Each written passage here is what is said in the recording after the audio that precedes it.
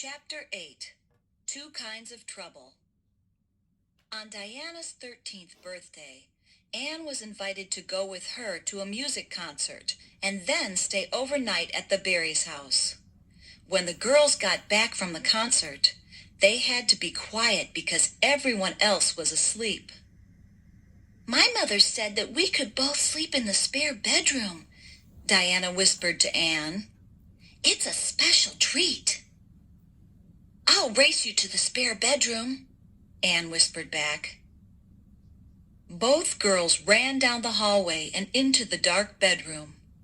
They jumped and landed on the bed at the same time. A moan and a groan came from the bed.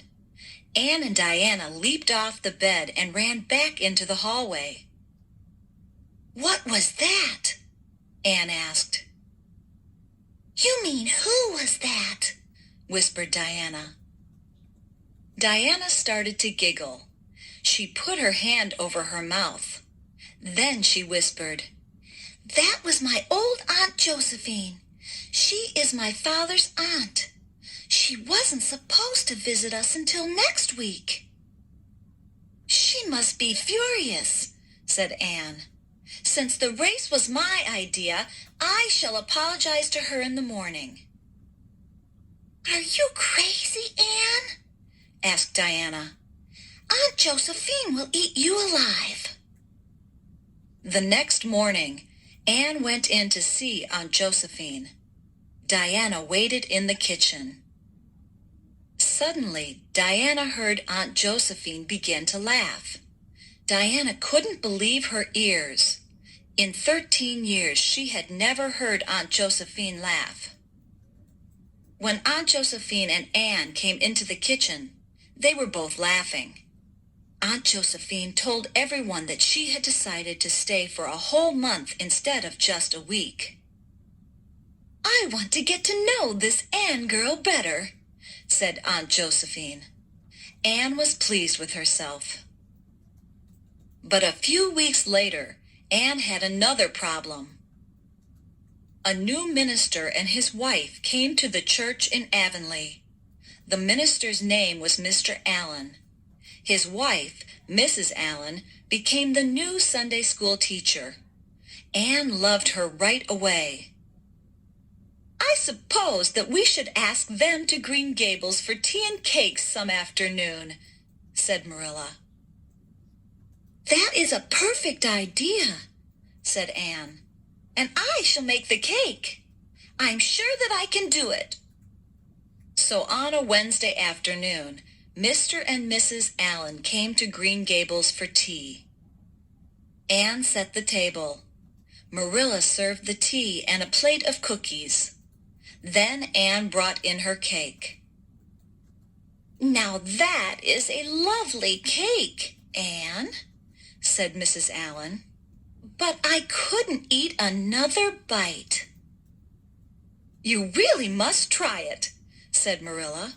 "Anne made it especially for you." "Very well," said Mrs. Allen, "but just a little bit." Anne watched as Mrs. Allen tried the cake. A strange look came over Mrs. Allen's face. Marilla saw the look on Mrs. Allen's face, so Marilla took a bite of the cake also. She nearly jumped out of her chair. "Anne Shirley," cried Marilla, "what did you put into this cake? It tastes awful." "I only put in vanilla," cried Anne. "I did just what it said in the cookbook." "Bring me that bottle of vanilla that you used," said Marilla. "Something is wrong here." Anne brought the bottle to Marilla. "Look, Marilla," said Anne. "It says vanilla right on the bottle." Marilla opened the bottle and smelled it. Then she remembered that she had filled an empty bottle of vanilla with some very strong medicine. Marilla started to speak, but it was too late. Anne was crying and running up the stairs to her bedroom. Mrs. Allen went upstairs to talk to her. "Oh, Anne," said Mrs. Allen, "it wasn't your fault. Anyone could make a mistake like that. Besides, Marilla said that it was her fault." "Marilla says that I make more mistakes than anyone else," said Anne. Mrs. Allen smiled and held Anne's hand. "But there's one thing about me," said Anne. "I never make the same mistake twice." Mrs. Allen laughed, and then Anne laughed too. "Do you think that the pigs will like my cake?" asked Anne.